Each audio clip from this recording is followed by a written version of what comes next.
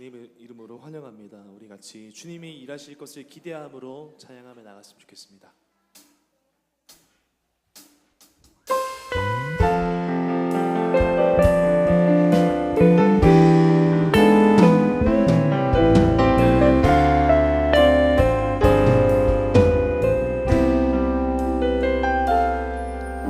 날이 저물어 갈 때 빈들에서 거릴 때 그때가 하나님의 때 내 힘으로 안 될 때 빈손으로 거릴 때 내가 고백해 여호와 이래. 날이 저물어 갈 때 저물어 갈 때 빈들에서 거릴 때 그때가 하나님의 때 내 힘으로 안 될 때 빈손으로 거릴 때 내가 고백해 여호와 주가 일하시네. 주가 일하시네. 주가 일하시네. 주께 아끼지 않는 자에게 주가 일하시네. 주가 일하시네.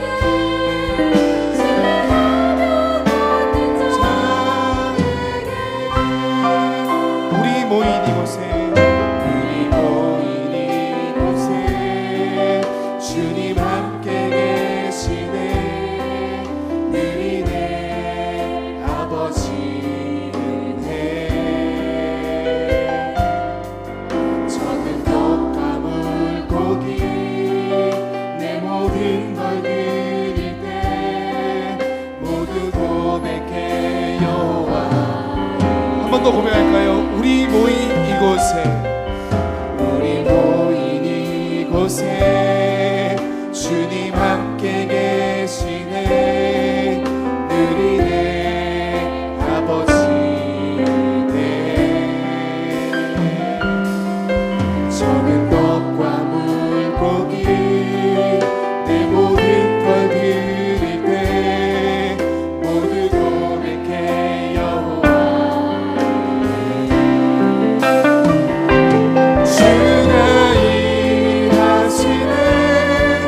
주가 일하시네.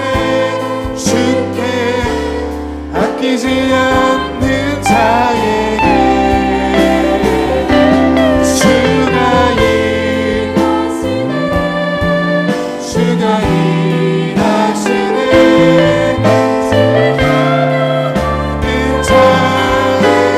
주가 일하시네. 주가 일하시네. 아끼지 않는 자에게 주가 일하시네. 주가 일하시네. 우리 한 번만 더 같이 고백했으면 좋겠습니다. 주가 일하시네. 주가 일하시네. 주가 일하시네. 주께 아끼지 않는 자에게 주가 일하시네. 주가 일하시네.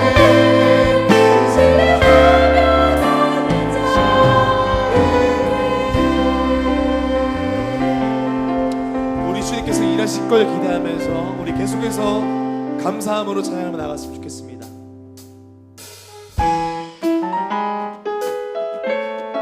우리의 사모하는 오직 한 분, 예수 그리스도 한 분만을 바라보며 찬양했으면 좋겠습니다.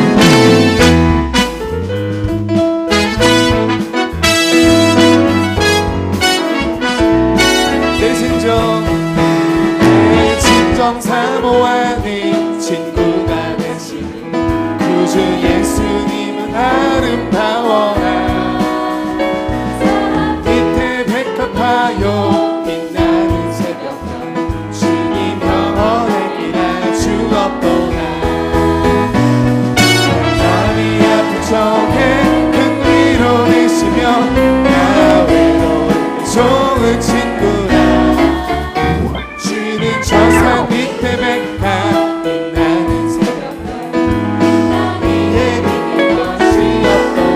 맘의 모든 염려, 내 맘의 모든 염려 이 세상 돌아도 주님 항상 같이 하여 주시고, 시험을 당할 때에 악마에게도 즉시 물리치사 나를 지키네. 온 세상 날 버려도, 온 세상 날 버려도 주 예수 안 버려 내일까지 나를 돌아보시니, 주는 저 산 밑에 백합 빛나는 새벽, 내 맘을 다해서, 내 맘을 다하여서 주님을 따르며 길이 길이 나를 사랑하리니, 물불이 두렵지 않고 장검도 겁없네. 주는 높은 산성 내 방패시, 어려운 넘치는 그 은혜 누리고 나 친히 주를 뵙길 원하네. 주는 저 산 밑에 백합 빛나는 새벽별 이 땅 위에 비길 것이 없도다.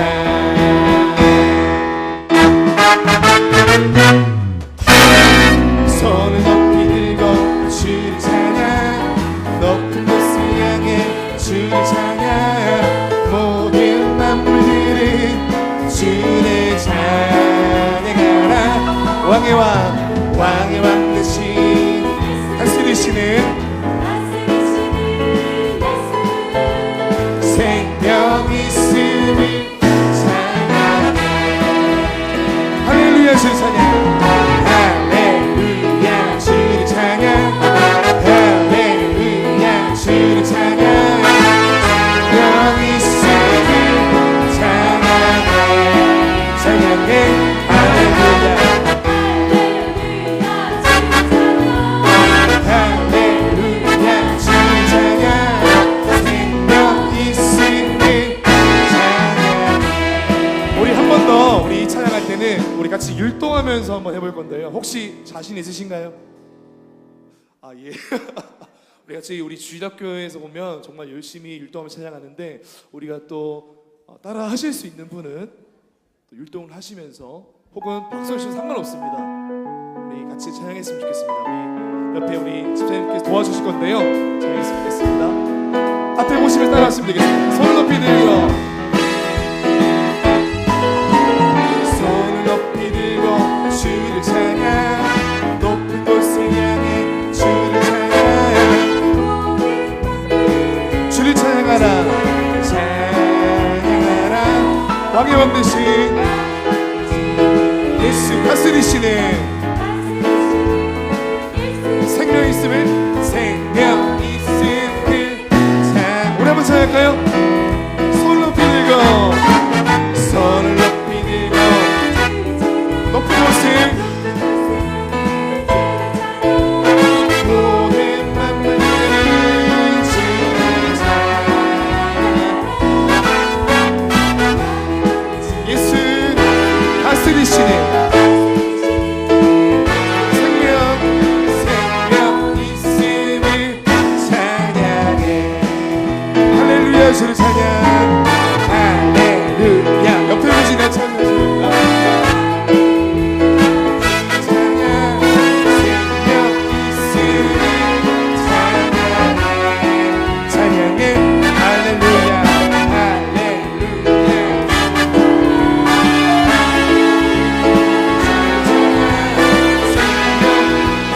한 번 더 할까요? 할렐루야 주를 찬양합니다.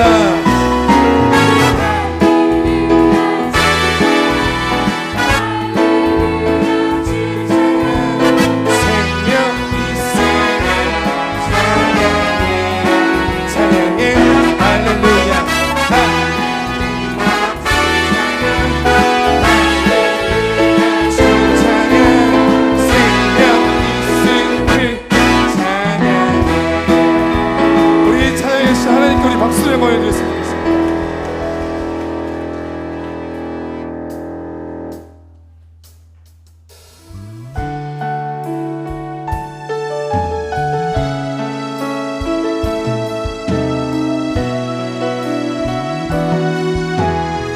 나의 힘이 되신 여호와여, 나의 힘이 되신 여호와여, 내가 주님을 사랑합니다. 내가 주님을 사랑합니다. 주는 나의 반석이시며 나의 요새시라. 주는 나를 건지시는 나의 주, 나의 하나님, 나의 귀한 바위시요 나의 밥 되시라.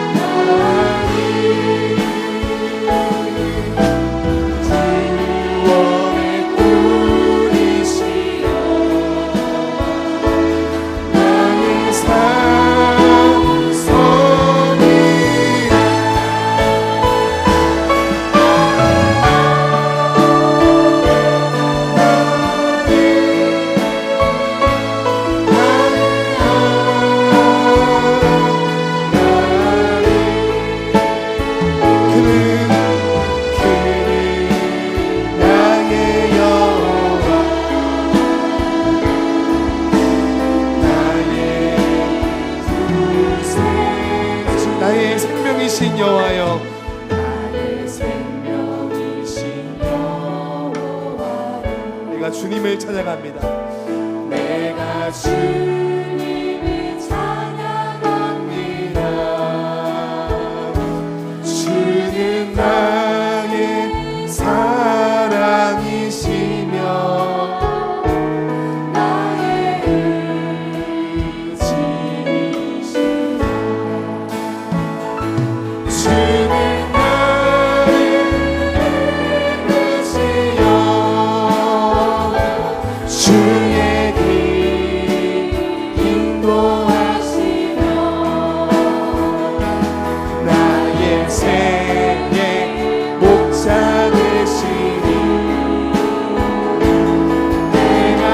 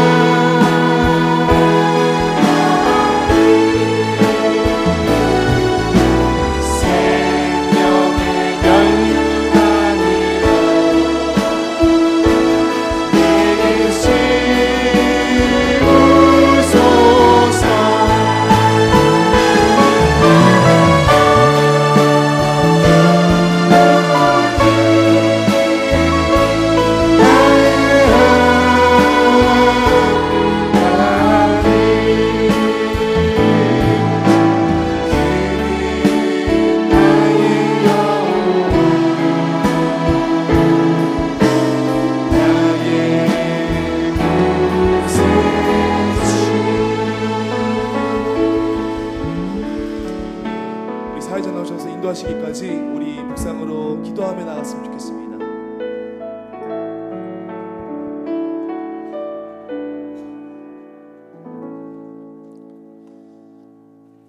분일 찬양대의 찬양에 맞추어 묵상기도 드리겠습니다.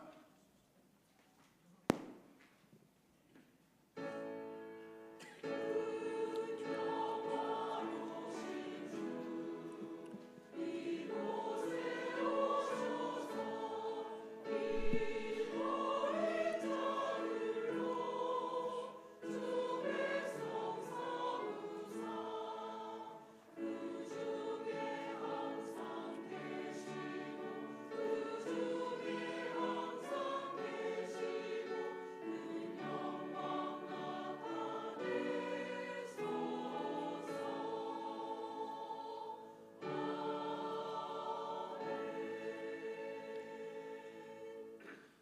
나는 전능하신 아버지 하나님 천지의 창조주를 믿습니다. 나는 그의 유일하신 아들 우리 주 예수 그리스도를 믿습니다.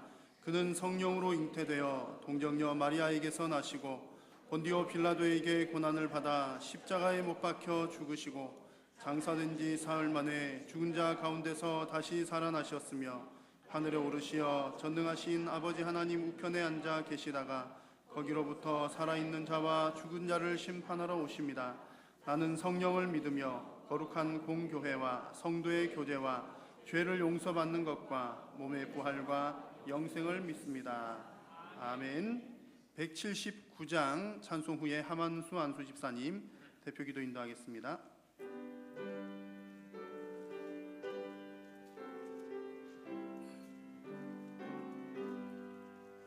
주 예수의 강림이 가까우니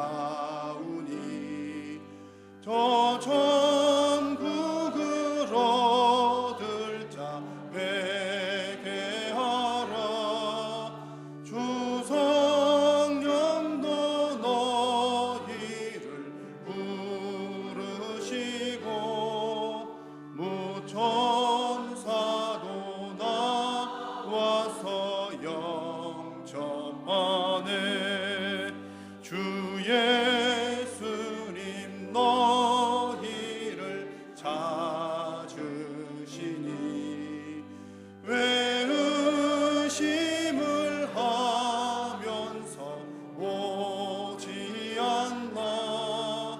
온 세상 죄 담당한 어린 양은 죄 많은 자 불러서 구원하네.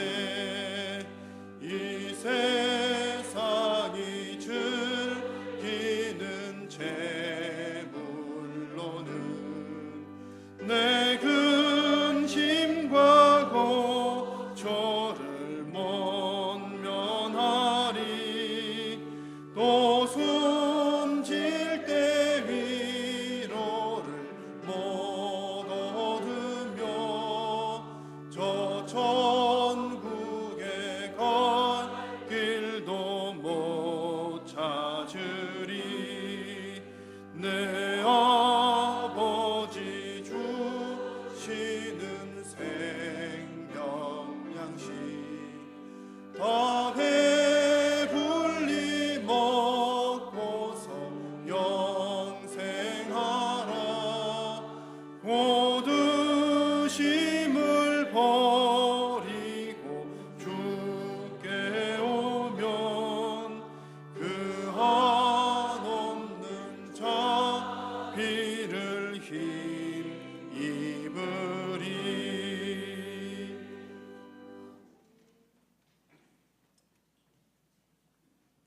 기도하겠습니다. 전능하시고 사랑과 은혜가 많으신 주님, 지금까지 지켜주시고 보호해 주심을 감사와 영광을 드립니다.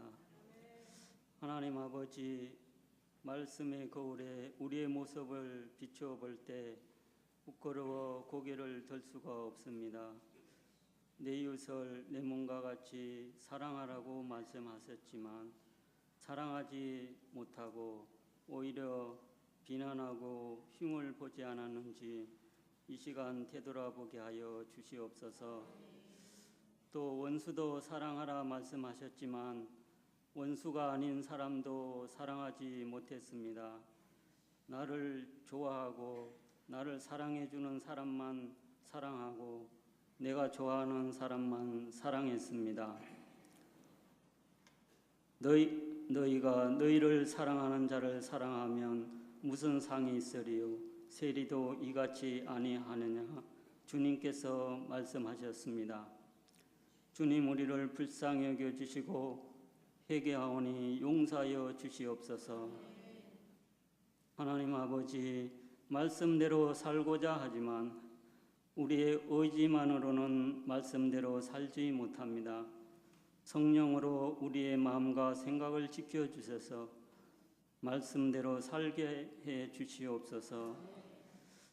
하나님 아버지, 말씀대로 살고자 하지만 우리의 의지만으로는 말씀대로 살지 못합니다. 성령으로 우리의 마음과 생각을 지켜주셔서 말씀대로 살게 해 주시옵소서. 하나님 아버지, 말씀대로 살고자 하지만 우리의 의지만으로는 말씀대로 살지 못합니다. 성령으로 우리의 마음과 생각을 지켜주셔서 말씀대로 살게 해 주시옵소서. 하나님 아버지, 이 시간 예배드리는 모든 성도들에게 함께 하셔서 믿음이 연약한 성도들에게 강하고 담대한 믿음을 주시고 어떠한 고난과 역경 속에서도 낙심하지 않고 오직 믿음으로 승리하게 하옵소서. 육신의 질병과 물질로 고난당하는 성도들에게 함께하여 주시고 위로해 주시옵소서. 속히 치료해 주시고 필요한 물질도 채워 주시옵소서. 하나님 아버지, 신령과 진정으로 마음과 정성을 다해 예배드리게 하옵소서. 오직 주님께만 영광을 돌리게 하옵소서. 사랑하는 우리 성도들 추석 명절 오고 가는 길 지켜 주시옵소서. 감사드리며 예수님 이름으로 기도드립니다. 아멘.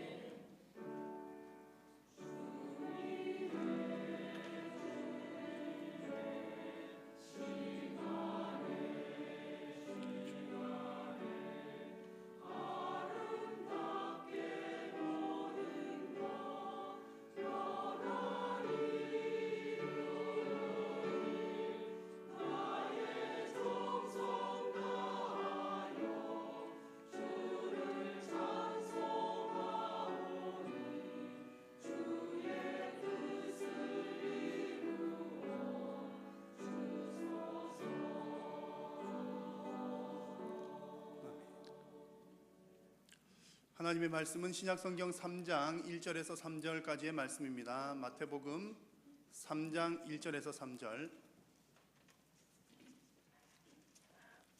마태복음 3장 1절에서 3절입니다. 한 목소리로 하나님 말씀을 받겠습니다.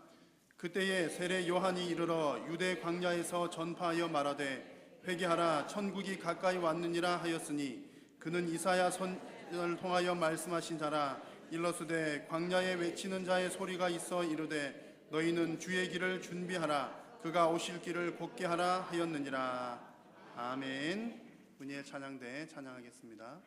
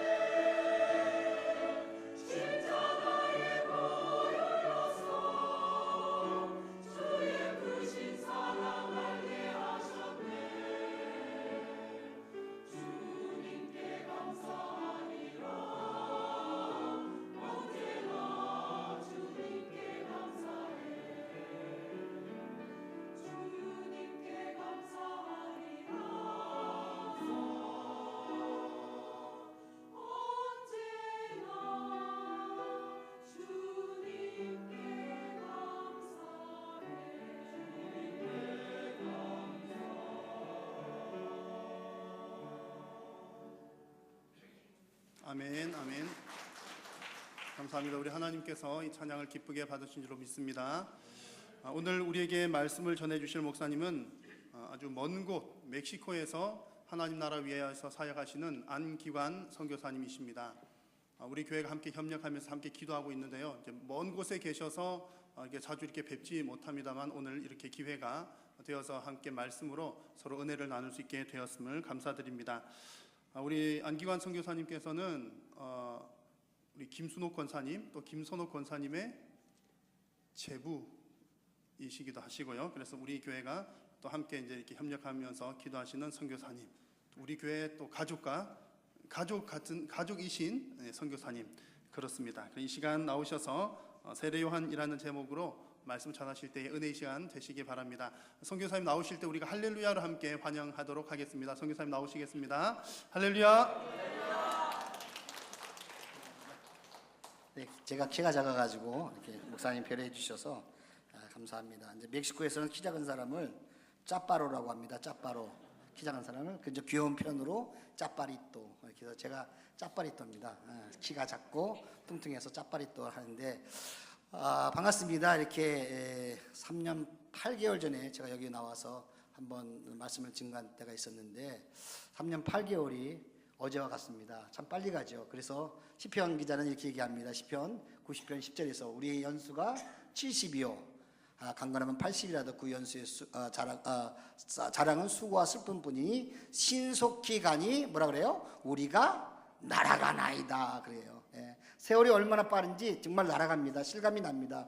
지금 제가 뭐 56살이니까 이제 기아 이제 5단 놓고 이제 마음껏 달리는 그런 속대로 가고 있는데 여러분 어떻습니까? 세월이 빨리 가지 않습니까? 예. 오늘 이렇게 귀한 자리를 마련해 주신 우리 하나님께 감사드리고 또 교회와 목사님께 감사드립니다. 특별히 목사님께서 저희 큰아들 또 지난주 토요일 날 또 이렇게 주례를 서주셔서 감사하고요. 오늘 이렇게 또 제가 처음으로 아들 내 앞에서 말씀을 전하니까 더 감회가 좋습니다. 예. 아들이 오예배 잘 참석을 안 할 텐데 아버지가 설교를 한다고 해서 오늘 부인하고 같이 나와서 며느리하고 같이 나와서 예배 말씀을 듣는데 참 감사합니다.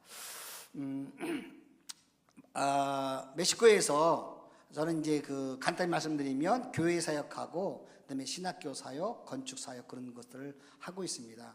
자세한 거는 이제 또 선교 보고를 통해서 여러분들이 개별적으로 아실 줄로 믿고 간단하게 사역에 대해서만 얘기를 말씀드렸습니다. 멕시코에서 이제 설교를 할 때 가끔 제가 이제 멕시코 현지 성도들에게 하는 우스운 얘기가 하나 있습니다. 이제 한국에 참 재미있는 얘기가 있습니다. 웃자고 하는 얘기인데 한번 들어보시겠습니까? 하면 현지인들이 귀를 쫑긋 세웁니다. 무슨 얘기를 할 것인가? 한국에 재미있는 얘기가 무엇인가? 그럴 때 이제 제가 목사님과 택시기사 얘기를 합니다. 이거는 예전에 굉장히 오래된 얘기예요. 한국에서도 지나갔던 뭐 요즘 말하면 코미디로 말하면 아재 개그와 같은 그런 얘기인데 한번 아시지만 제가 이제 다시 한번 말씀을 드리겠습니다. 목사님과 택시기사가 있었습니다. 그래서 목사님도 때가 되매 하나님 앞에 섰고 죽었다는 얘기겠죠. 택시기사도 때가 되매 하나님 앞에 섰습니다. 근데 이제 하나님 앞에 섰을 때 목사님은 하나님 앞에 되게 야단 맞았어요. 근데 반대로 택시기사는 굉장히 칭찬을 받았어요. 그래서 목사님이 하나님께 따져서 물었습니다. 하나님, 왜 저는 열심히 목회하고 하나님 나라 위해서 열심히 일했는데 저한테는 야단치시고 왜 저 택시기사한테는 이렇게 칭찬하십니까? 라고 따져서 물었습니다. 하나님이 말씀하셨습니다. 야, 너는 목회할 때 다 설교하고 그럴 때 성도들 다 잠재우지 않았느냐? 그런데 저 택시기사는 택시 운전할 때 사람들이 다 기도하고 있었다. 하나님 살려주세요.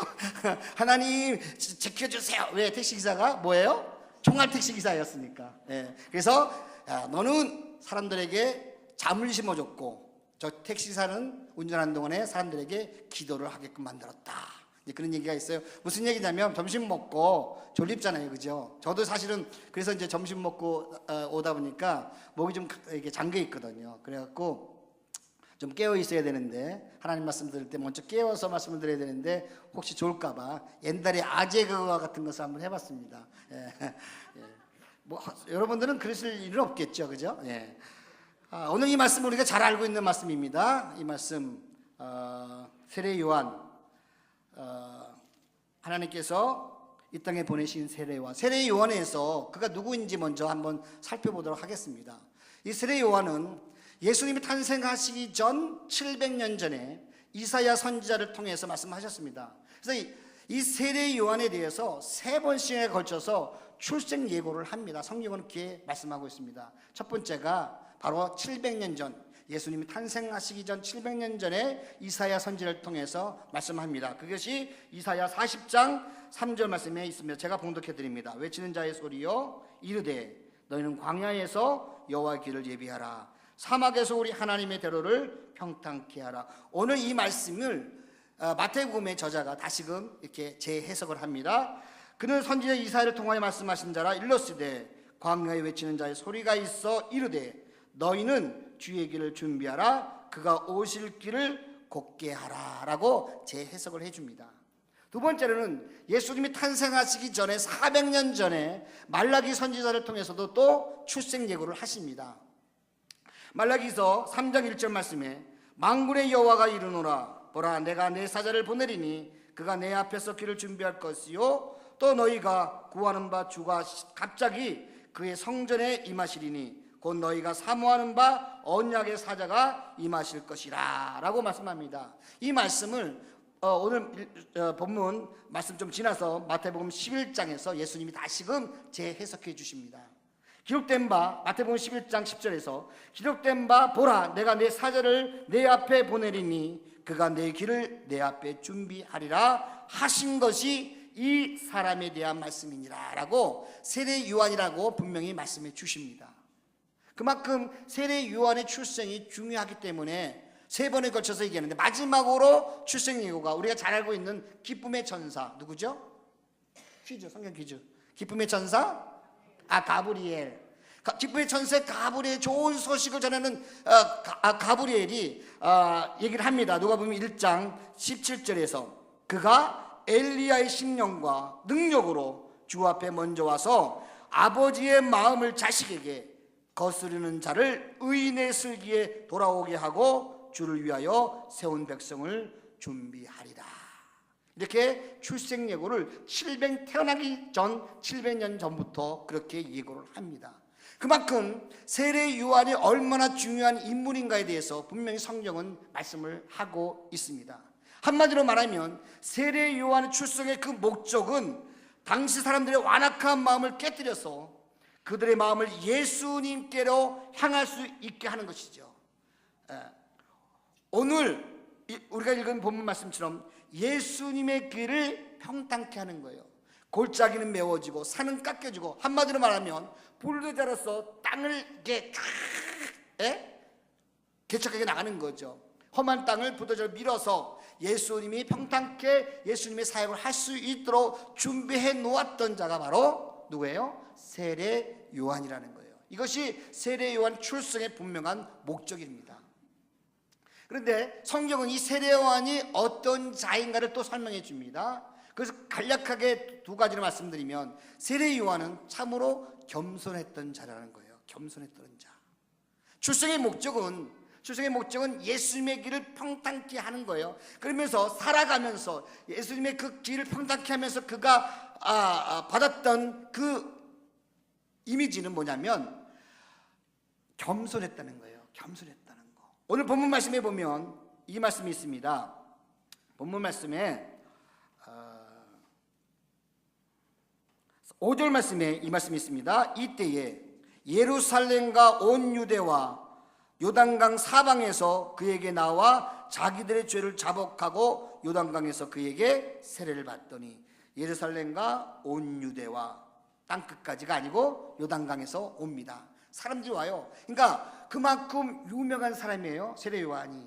그만큼 인지도가 있죠. 그만큼 많은 사람들에게 존경을 받는 사람이에요. 그렇다면 이런 사람이 나타나야 될 증상은 뭐냐면 교만해질 수밖에 없는 거예요.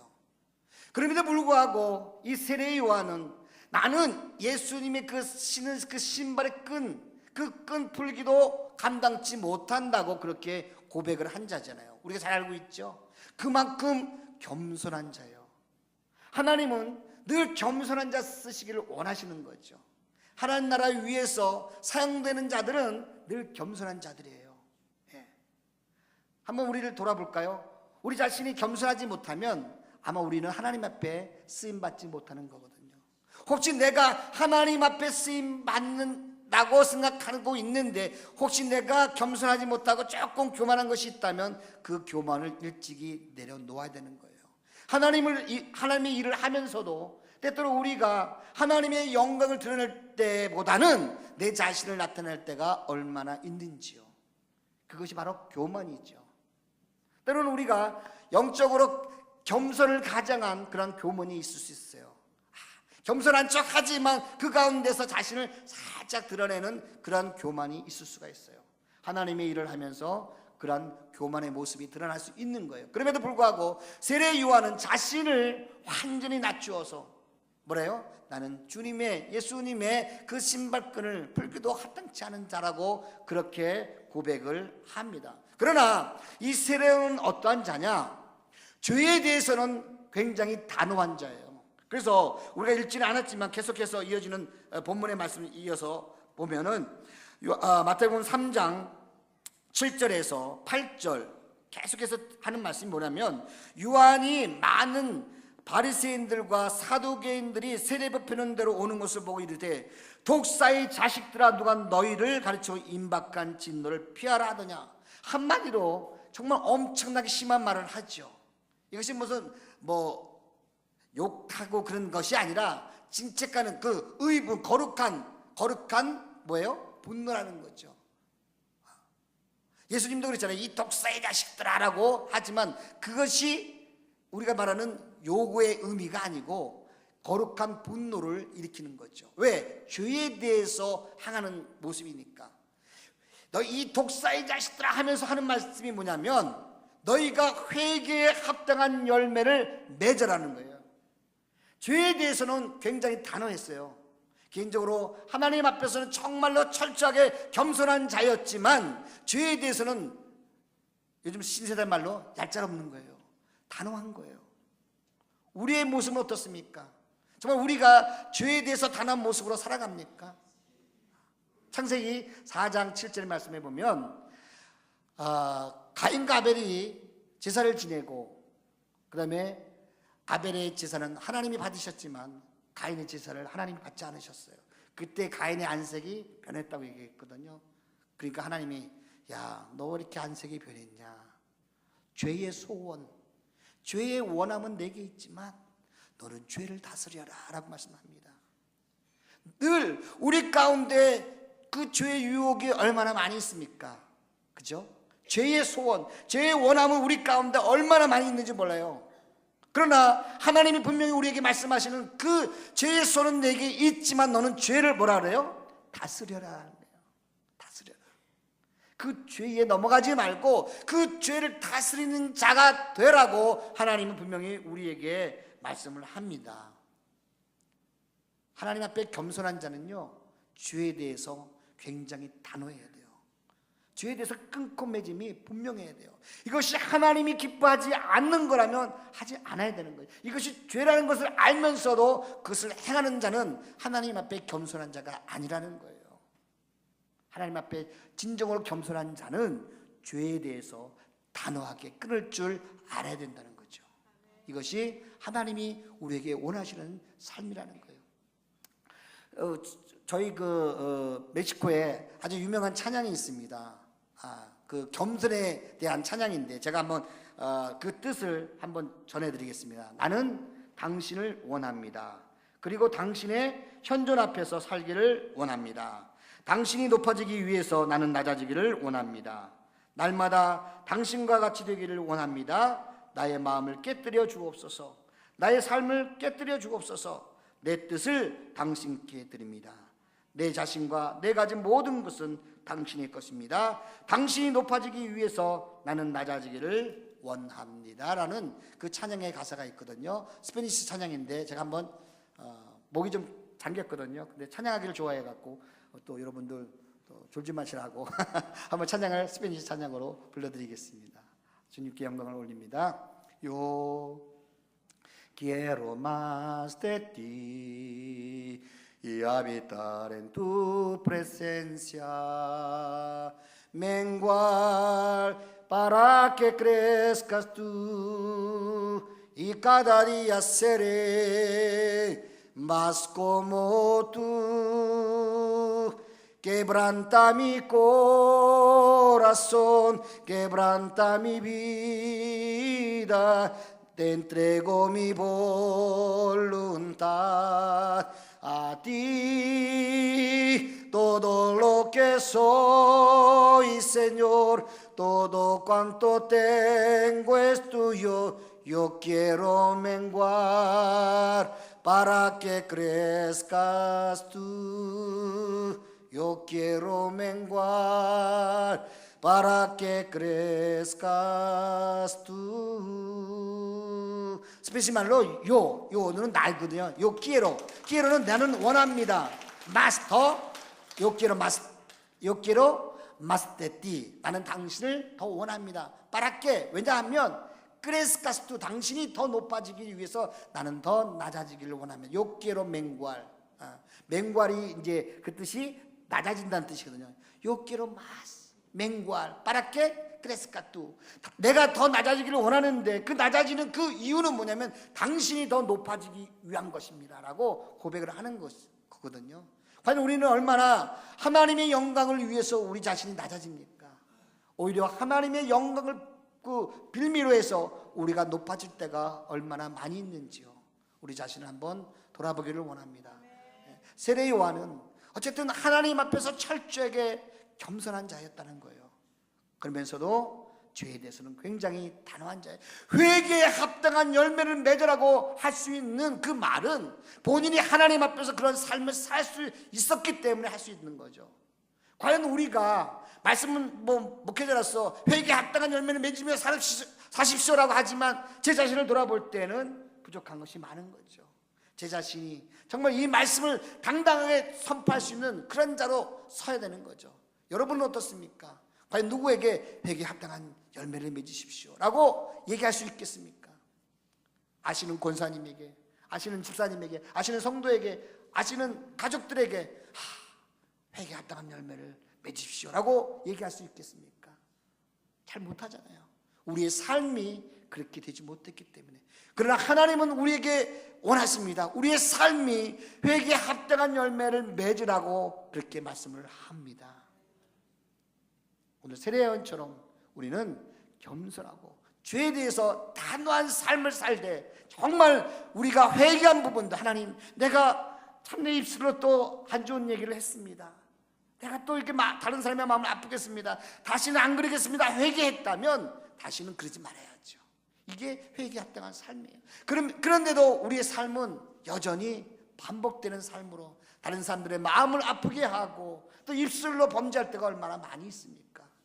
회개했다면 그 회개에 합당한 열매를 맺으며 살 수 있는 저와 여러분의 삶이 되기를 주님의 이름으로 축복합니다. 아멘. 두 번째로 이 세례는 어떤 사람이냐?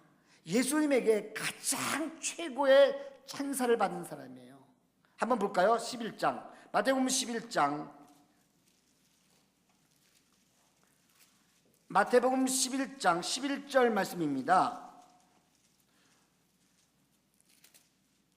11장 11절 상반절에 내가 진실로 너에게 말하노니 여자가 낳은 자 중에 세례 요한보다 큰 이가 일어남이 없도다 라고 말씀합니다. 그러니까 여자가 이게 낳은 자 중에서 세례 요한보다 큰 자가 없다라고 예수님은 그렇게 증명해 주고 있어요. 그만큼 예수님에게 최고의 찬사를 받은 자예요. 성경에 보면 여러 사람들이 예수님 앞에 칭찬을 받았어요. 마태복음 8장에 보면은 백부장이 있어요. 백부장 하인이 병이 나서 이제 예수님이 고치러 가시는데 뭐라 그래요? 예수님, 나도 내 밑에 졸개들이 있는데 그 졸개들한테 야 이리 와라 하면 오고 저리 가라면 저리 갑니다. 예수님도 오시지 마시고요 말씀만 하십시오라고 그렇게 얘기를 합니다. 그럴 때 예수님이 야 이스라엘에서 이만한 믿음을 찾아보지 못했다라고 칭찬해 줍니다. 또 우리가 잘 알고 있는 가나안 여인이 있지 않습니까? 예, 자신의 딸의 그 힘든 딸을 고치기 위해서 예수님 앞에 무슨 취급까지 받았죠? 예, 개 취급까지 받았잖아요.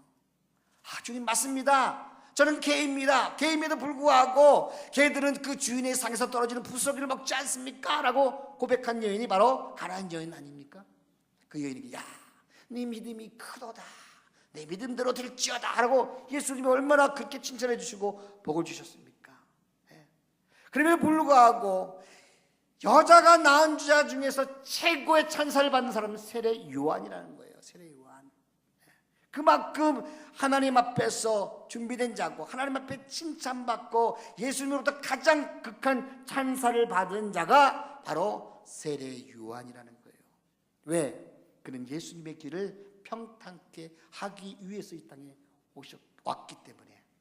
그러나 성경은 분명히 우리에게 말씀합니다. 이 11절 우리가 읽었던 본문이 아니고 11장 11절 말씀에 이제 하반절에 그렇게 반전이 되는 말씀이 있습니다. 그러나 천국에서는 극히 작은 자라도 그보다 크니라 라고 반전의 말씀을 예수님께서 말씀합니다.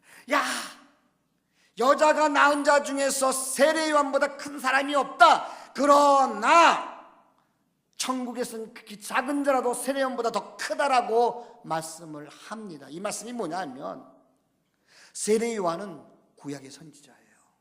이 천국은 무슨 천국을 얘기하느냐? 예수님이 오셔서 새롭게 시작되는 신약시대의 천국을 의미하는 거거든요. 세례 요한은 불도자로 다 모든 길을 평탄케 하기 위해서 예수님이 오시는 길을 평탄케 위해서 불도자 밀어서 다 그렇게 길을 다 예비해 놓았지만 정작 이 세례 요한은 신약의 길을 들어가지 못한 거예요. 그래서 이 세례 요한은 마지막 구약의 선지자로 끝나버리는 거예요. 예수님 앞에 그렇게 칭찬을 받고 높임을 받고 겸손하게 쓰임 받았지만 저보다 우리가 더 크다고 예수님이 그렇게 말씀합니다. 믿으시면 아멘. 믿으시면 아멘. 우리가 세례 요한보다 더 큰 자예요. 성경을. 왜? 우리는 지금 예수님이 오셔서 만드신 그 천국, 신약시대 천국에 살아가고 있는 성도들이기 때문에 구약의 성도들보다 우리가 더 뭐예요? 큰 자라고 예수님은 분명히 말씀을 합니다. 이것이 얼마나 큰 축복의 말씀인지 모르는 거예요. 우리가요 참 대단한 사람입니다. 왜냐하면 우리가 예수님의 제자들보다 더 나은 사람들이에요. 마가복음에 보면 마가복음 16장에 보면은 예수님의 제자들을 일컬어서 예수님이 책망하십니다. 이 믿음이 없고 이 완악한 자들아 그래요. 완악하다. 이 완악하다는 말이 사실 그게 좋은 말은 아니잖아요. 이 믿음이 없고 완악한 자들아라고 예수님께서 책망하신 자들이 예수님을 3년 동안 따라댔던 제자들이거든요. 그들이 예수님께 책망을 받았어요. 왜요? 예수님이 부활을 목격한 자들의 말을 듣고도 믿지 못했기 때문이라고 성경 분명히 말씀을 해줍니다. 예수님께서 부활하셨는데 그 부활의 그 영광을 맛본 자들이 예수님의 제자들이 와서 예수님 부활하셨습니다라고 했는데도 불구하고 예수님의 제자들은 믿지 못했어요. 그래서 이 믿음이 없는 것들, 이 마음이 완악한 것들아 라고 예수님이 책망하셨어요. 근데 우리는 어떻습니까? 우리는 예수님 그 부활의 사건 믿지 않습니까? 우리 믿죠. 아멘. 믿죠. 당연히 믿죠. 그 부활의 사건을 전해준 자가 누구예요? 바로 부활의 사건을 믿지 못했던 제자들을 통해서 전해져서 결국은 우리가 듣잖아요. 우리는 제자들보다 더 나은 자들이에요. 예수님의 제자들보다. 그래서 우리는 더 나은 자들이에요. 세례 요한이 그 탄생하기 전에 700년 전에 400년 전에 또 탄생의 바로 직전에 가브리엘 천사를 통해서 태어날 것이라고 얘기를 들었지만 수태고지를 들은 사람이에요. 그만큼 위대한 인물이에요. 그러나 우리는 성경에서 뭐라 말씀하냐면 야 너희가 태어나기 이전에 내가 이미 너를 택정하였더라고 그렇게 말씀을 합니다. 우리가 위대한 자들이에요. 정말로 우리가 정말 하나님 앞에 존귀한 자들이거든요. 왠지 아십니까? 왠지 그 목적이 분명히 있습니다. 에베소 1장 4절을 한번 보도록 하겠습니다. 에베소서 1장 4절 말씀에 이런 말씀이 기록되어 있습니다. 에베소서 1장 4절에 제가 봉독해 드립니다. 곧 창세전에 그리스도 안에서 우리를 택하사 우리로 사랑 안에서 그 앞에 거룩하고 흠이 없게 하시려고 그 기쁘신 뜻대로 우리를 예정하사 예수 그리스도로 말미암아 자기의 아들들이 되게 하셨으니 이는 그 뜻이 왜냐하면이에요. 왜냐하면 그가 사랑하시는 자 안에서 우리에게 거저 주시는 바 그의 은혜의 영광을 찬송하게 하려는 것이라. 아멘. 자, 이 말씀을 우리 잘 생각해야 됩니다. 하나님께서 예수 그리스도에서 이미 우리를 택정하셨습니다. 그리고 이 땅에 보내셨어요. 예. 그 분명한 목적이 있어요. 그 목적이 뭐예요? 예수님의 이루신 그 영광을 찬송케 하기 위한 거예요. 한마디로 말하면 예수 그리스도를 증거하는 삶을 살라고 이 땅에 보내셨다는 거예요. 그러면 한번 매치해 볼까요? 구약시대의 세례요한이 분명히 있었어요. 구약시대에 끝났어요. 예수님에게 큰 칭찬을 받았어요. 겸손한 자였어요. 그러나 구약의 선지자로 머물렀어요. 그러면 이 시대의 신약의 시대는 세례요한이 없는가? 있다는 거죠. 그게 누구예요? 그게 저입니다. 그게 여러분이에요. 바로 우리가 이 신약시대에 살고 있는 세례 요한이라는 거예요. 분명한 출생의 목적을 우리도 갖고 있었잖아요. 세례 요한이 태어난 그 분명한 출생의 목적은 뭐예요? 예수님의 길을 평탄케 하는, 조림의 예수님의 길을 평탄케 하려고 이 땅에 보내심을 받은 자가 바로 세례 요한이라면, 우리는 다시 오실 재림의 예수님을, 그 예수님의 길을 평탄케 하기 위해서 이 땅에 보내심을 받은 자라는 거예요. 그렇기 때문에 우리가 바로 이 신약시대의 세례 요한이라는 거 믿으면 아멘. 아멘. 우리가 바로 세례 요한이라는 거예요. 그래서 우리도 세례 요한처럼 그러한 삶을 살아야 된다는 거죠. 겸손해야 됩니다. 하나님으로부터 칭찬을 받는 삶을 살아야 된다는 거예요. 이것이 바로 신약시대의 세례 요한이 살아야 될 그런 삶이라는 거죠.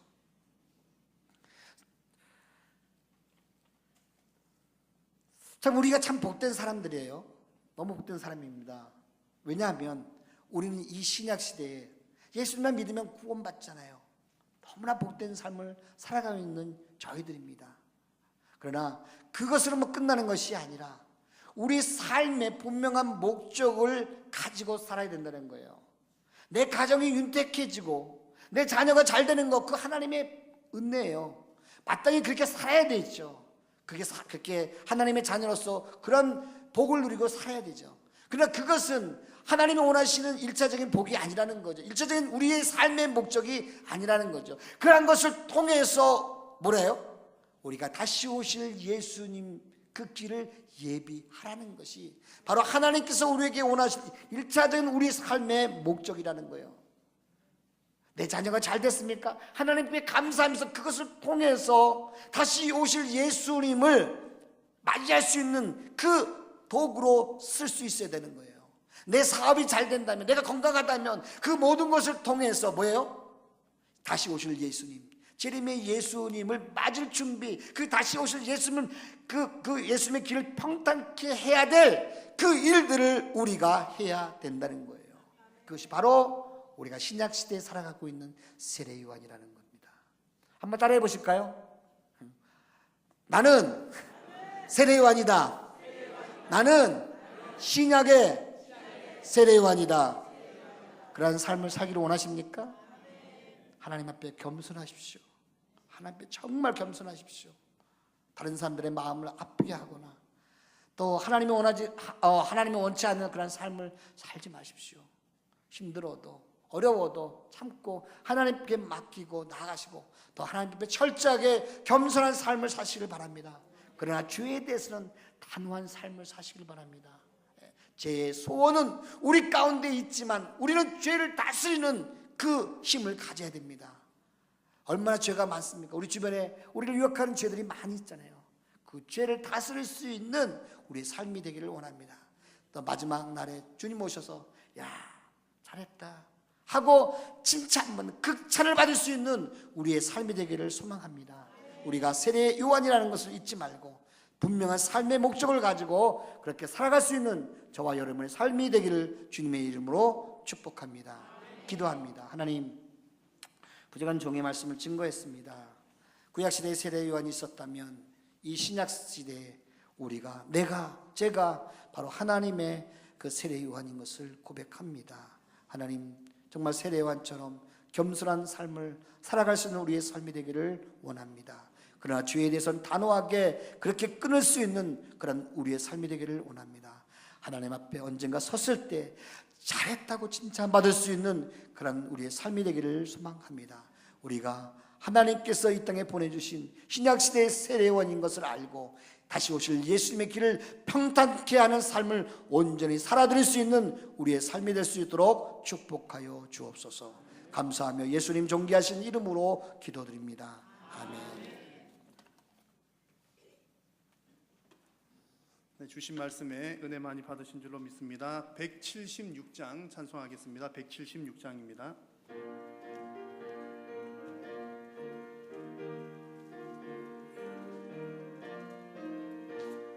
주 어느 때 다시 오실는지 아는 이가 없으니 등 밝히고 너는 깨어 있어 주를 반겨 맞으라. 주 안에서 우리 몸과 마음이 깨끗하게 되어서 주 예수님 다시 오실 때에 모두 기쁨으로 맞으라. 주 오늘에 다시 오신다면 잘하였다 주님 칭찬하며 우리 맞아 주실까.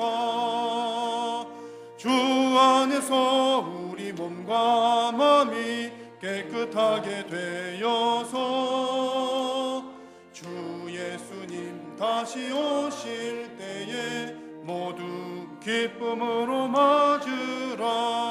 주 예수님 맡겨주신 일에 모두 충성 다했나. 늘 맘속에 확신 넘칠 때에 영원한 식 얻겠네. 주 안에서 우리 몸과 마음이 깨끗하게 되어서 주 예수님 다시 오실 때에 모두 기쁨으로 맞으라. 주 예수님 언제 오실는지 한밤에나 낮에나 늘 깨어서 주님 맞는 성도 주의 영광 보겠네. 주 안에서 우리 몸과 마음이 깨끗하게 되어서 주 예수님 다시 오실 때에 모두 기쁨으로 맞으라. 아멘. 제가 이렇게 말씀을 듣고 여러분들을 뵈니까 요한 씨들이 가득 앉아 있는 것 같습니다. 우리 교회는 요한 씨들로 가득 앉아 있습니다. 오늘 은혜의 말씀 전해주신 우리 안기관 목사님께 감사드리고 우리 하나님께서 영광 받으신 줄로 믿습니다. 혹시 추석 가정 예배 순서지 필요하신 분들은 3층이나 1층에서 받으실 수가 있고요. 혹시 없으면 또 1층에 문의하시면 저희들 잘 준비를 해서 드리겠습니다. 남전도의 수련회 광고 또 기억해 주시고요. 10월에 있을 교사 세미나 또 위에서 기도해 주시고 나눔 사랑 나눔 봉사 나눔 모집하는 광고 잘 보셔서 혹시 봉사하지 않고 있는 분 계신다면 주일 오후 예배 시간 후에 또 1시간 봉사하는 시간 잘 기도하시면서 결정하셔서 함께 감당할 수 있으면 좋겠습니다. 나머지 광고들은 주보를 참고해 주시기를 바랍니다. 이 시간 우리 선교사님 나오셔서 봉헌 기도와 축도하심으로 오후 예배를 마치도록 하겠습니다.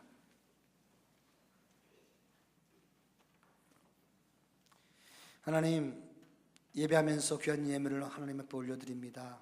이 예물을 하나님 기뻐 받아 주옵소서. 이 예물이 쓰이는 곳에 먼저 하나님의 영광이 크게 드러날 수 있는 귀한 예물이 되게 하여 주옵소서.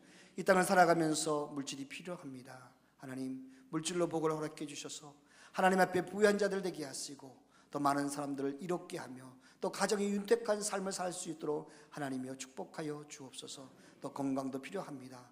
건강을 통해서 하나님 앞에 크게 영광 돌릴 수 있는 귀한 하나님의 자녀들 될 수 있도록 물질로 건강으로 축복하여 주옵소서. 이제는 우리 인생의 길과 진리와 생명이 되시는 우리 구주 예수 그리스도의 은혜와 그 사랑하는 아들까지도 아낌없이 이 땅에 보내신 하나님 아버지의 무한하신 사랑과 오늘도 내주하셔서 역사하시는 성령 하나님의 감동 충만하심이 오늘 말씀을 듣고 우리 모두가 이 신약세에 살아가는 세례 요한인 것을 깨닫고 그렇게 살기로 다짐하는 주님의 사랑하는 백성들 머리머리 위에와 주님의 몸된 교회 위에 이제로부터 영원토록 함께 있을지어다. 아멘.